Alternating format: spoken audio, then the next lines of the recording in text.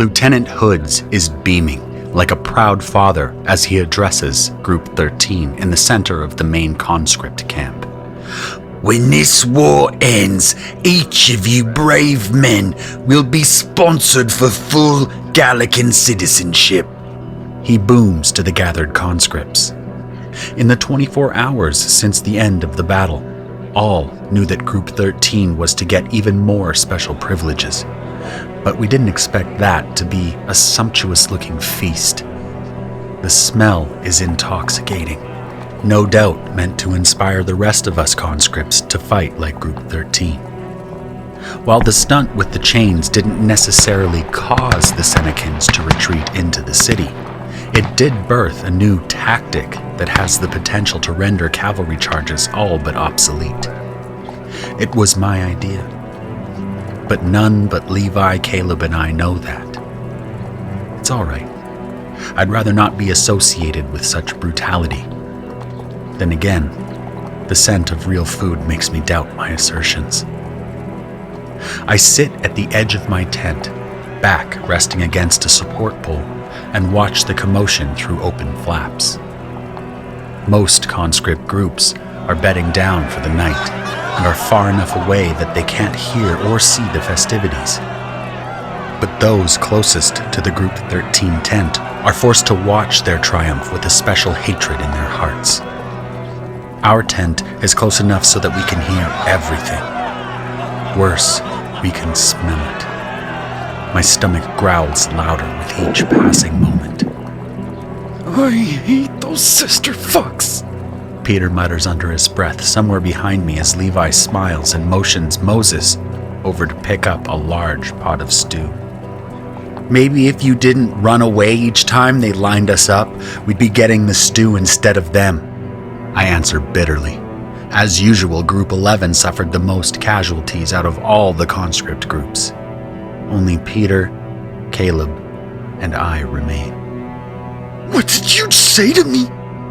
Peter steps past me and twists his body so that he stands over me like a tower. But I'm beyond caring. Hunger does that to a man.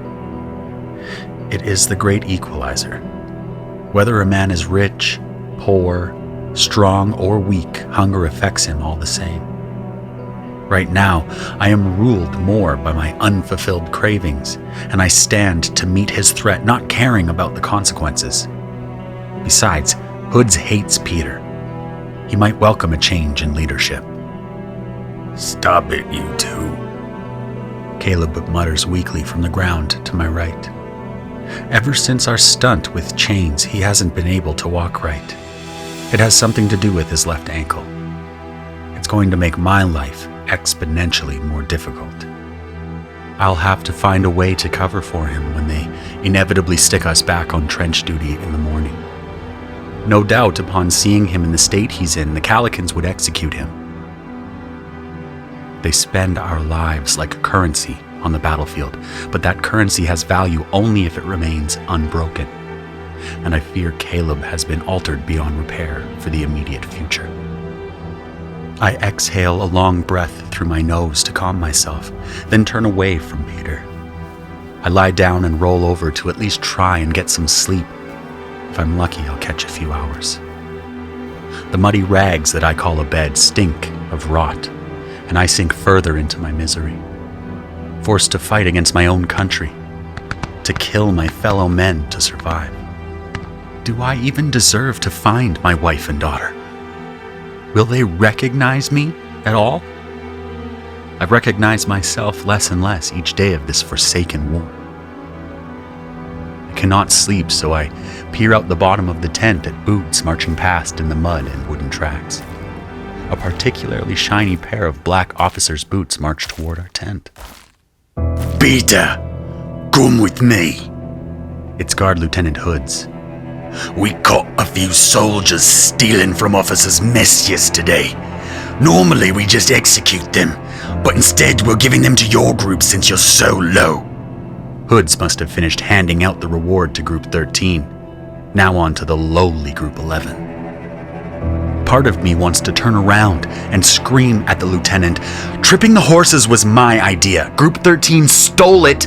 If it wasn't for me and Caleb, Group 13 would be dead.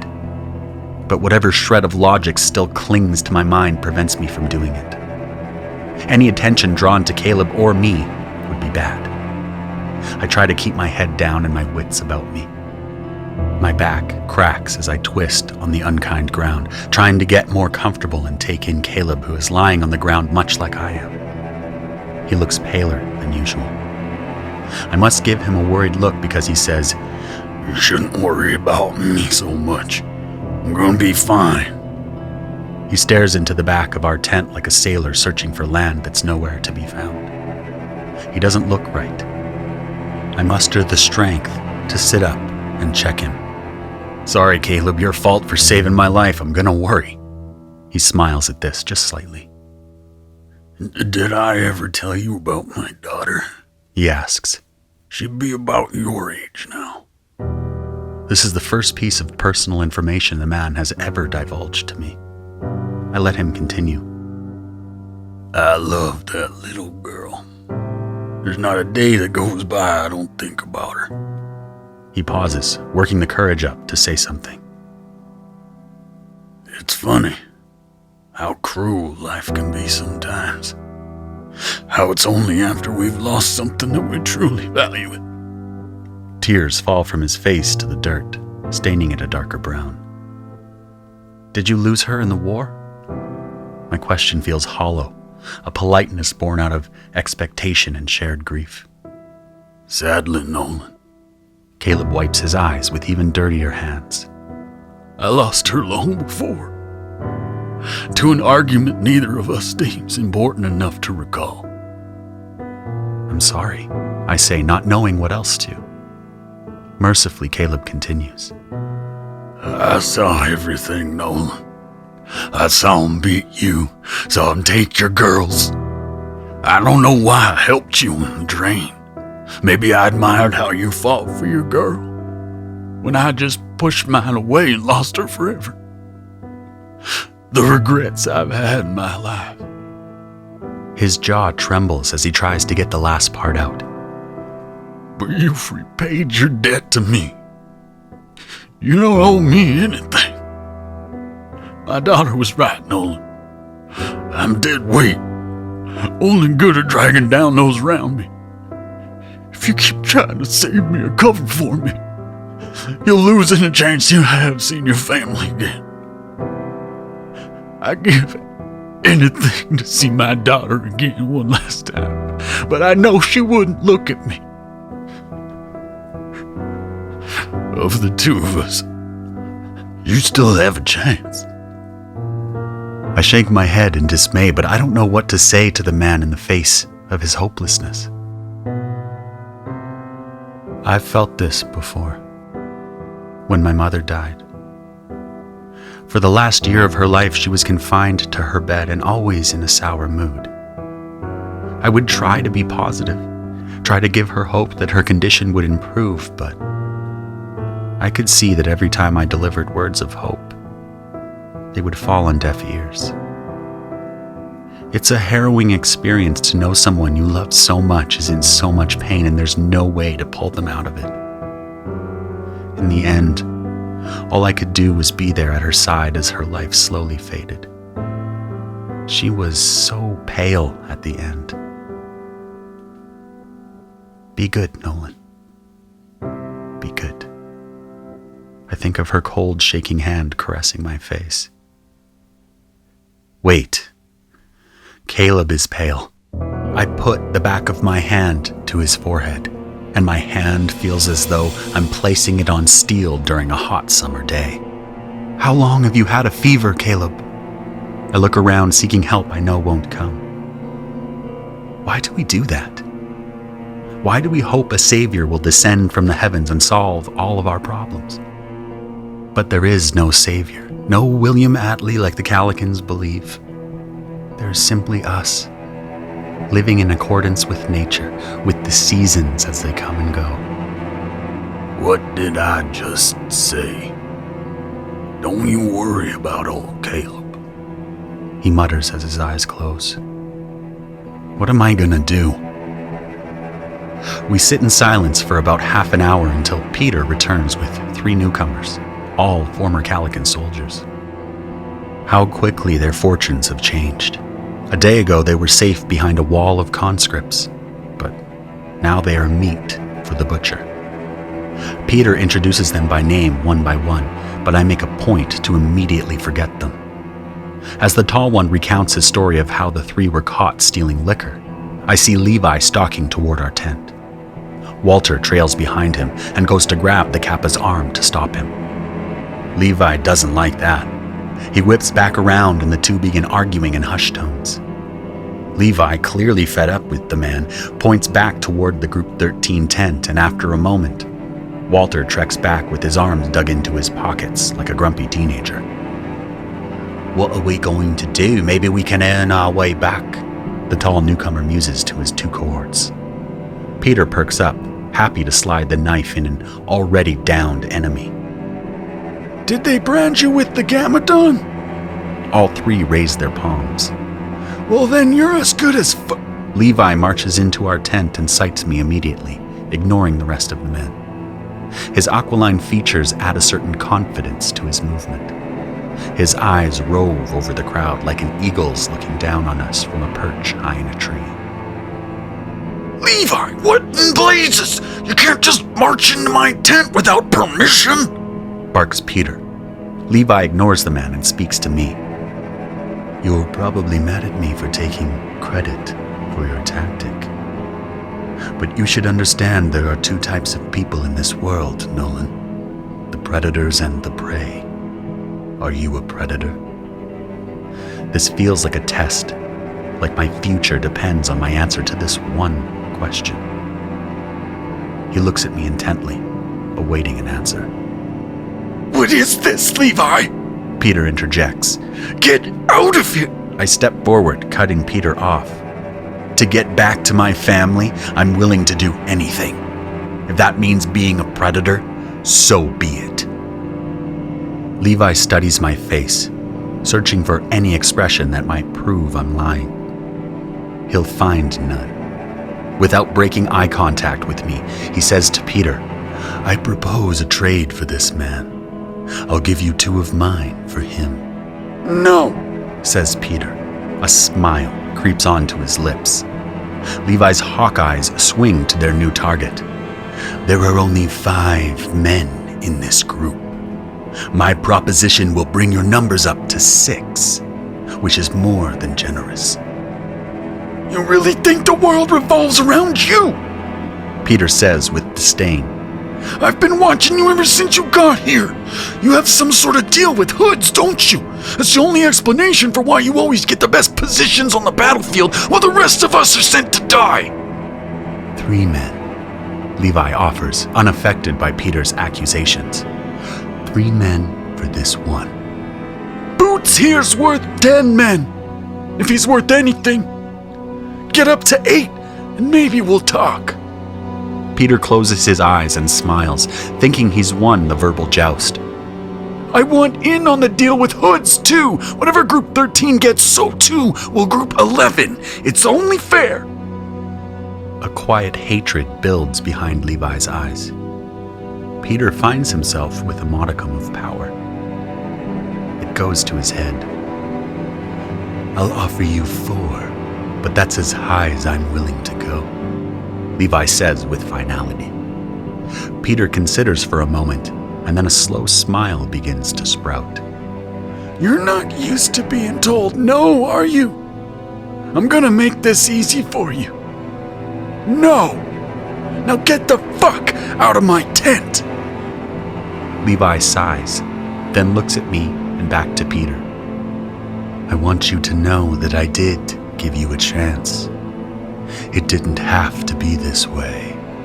His hand is like an adder as it wraps around Peter's throat. He lifts the sniveling coward off the ground. The move reminds me of the way the horsewoman snatched up the disobeying soldier back at the sorting camp. Except this snake isn't letting go of its prey. As Peter struggles for air, none of the members of Group 11 know what to do. The tall, newly minted conscript looks to me like I'm supposed to break it up, and is a little shocked at how little Peter's life means to me. I'm going to ask you again, Peter. Would you be willing to accept my offer of 3 men for Nolan here? 4? A gargled voice is all Peter can manage. You said 4? Levi squeezes tighter. Peter, will you accept my offer of 2 men in exchange for this 1? I'm not even sure how, but Peter manages to nod. Wonderful, Levi says, dropping his menacing tone just as he lets go of Peter's throat. He claps his hands together. It's punctuated by a deep gasp of air from Peter as life flows back into his body. Levi looks to me. Nolan, come on. His gaze swings back over to Peter, who backs away warily. I'll send the 2 men over, Pete. You should cheer up. The men you're going to get will be some of my most reliable. I ruin the moment. I can see it in Levi's face as I utter the words. I can't go without Caleb. Levi's eyebrows furrow in frustration as he closes his eyes and shakes his head in disappointment. Which one is Caleb? I point to my friend who has grown so weak that he looks like he'll expire at any moment. Levi crouches down and places his hand on Caleb's forehead. A brave man, to be sure. But this fellow is feverish and has seen a fair share of winters. He brings no value to Group 13. I don't feel comfortable trading for him. Without him, I never would have been able to trip the horses, I argue. You just told me you would be willing to do anything to see your family again. What if one of those things is leaving him behind? Levi points to Caleb, illustrating his point. You're already making me weary of trading you. Maybe I misread you. He saved my life. Without him, I wouldn't be here, I say. You're a man who values loyalty, clearly. Surely you can understand me here. Shut your mouth, lad. I'll be fine. Go. Caleb mutters weakly. But I'm arguing for his life. It's like he wants to give up. But I won't let him. Levi shakes his head in disappointment. Loyalty, yes, but sentimentality will get you killed. He thinks for a moment more before letting loose an annoyed groan. He calls at the top of his lungs back toward his tent. Warwick, get over here. He turns to me. If my man says he's too far gone, then that's it. He used to be a doctor before the Calicans rounded him up, and I doubt there's better care that a conscript can find than his. He shifts toward Peter, who still looks at him in the way a frightened child would after being disciplined. If we deem... Levi looks toward me and gestures his hand in a circular motion, indicating I need to supply him with a name. Caleb, I say. Levi nods his head. If we deem Caleb here fit enough to trade for, I'll give you 1 extra.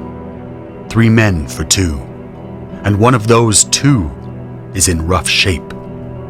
Consider it addition by subtraction. Are we good here, Pete? Peter nods. He may be a pathetically craven pile of wet socks, but he's not stupid. Warwick, the wiry man with glasses from Group 13, jogs over, and when he speaks, I'm shocked at how high-pitched his voice sounds. I try to hide that surprise lest I offend him. This man is here to help. Levi quickly explains the situation, and after Warwick places the back of his hand on Caleb's forehead, poking and prodding him a bit, he turns to me. How long has he had the fever? I just noticed it today. He has had a pretty pronounced limp ever since the battle. Warwick examines the injured ankle, producing a hissing sound from its owner. After another poke and a subsequent grunt of pain, Warwick seizes Caleb's heel, and in one sudden, fluid motion, he twists and pulls it with a surprising pop. Caleb goes to scream, but is shocked to find it doesn't hurt anymore. He rotates his foot, astonished at the lack of pain. Just dislocated. Not life-threatening, and it wouldn't cause a fever. Sanitation leaves a lot to be desired. So he could have gotten sick from the conditions, but something tells me... He starts checking the other areas of Caleb's body. When he rolls up Caleb's sleeve and I'm greeted with a festering wound shaped like an arrow, I grow angry. "Why didn't you tell me, Caleb?" I ask, but the old man doesn't say a word. Pain is probably the dominant force in his world right now. I can't break through that. Warwick lets out a sound like the buzzing of a bee. He's clearly formulating an idea. Levi, He says with a breathy tone. do you think you can get Ollie to steal some fruit for me? The Kappa of Group 13 looks thoughtfully toward his tent. Should be easy enough. But I haven't stipulated the exact condition of the fruit, says Warwick playfully. Just spit it out. Can you save the man or not? Levi is clearly growing frustrated. As long as the fruit is rotting, I might be able to. The infection hasn't reached devastating stages quite yet, and the research I was doing on the bacteria from rotting fruits back home had some interesting results. Since he's not too far gone, I think I might be able to save him. Levi, having heard enough, turns back to the Kappa of Group 11. Well, Peter, you've got 3 of my men for 2 of yours. Pleasure doing business with you.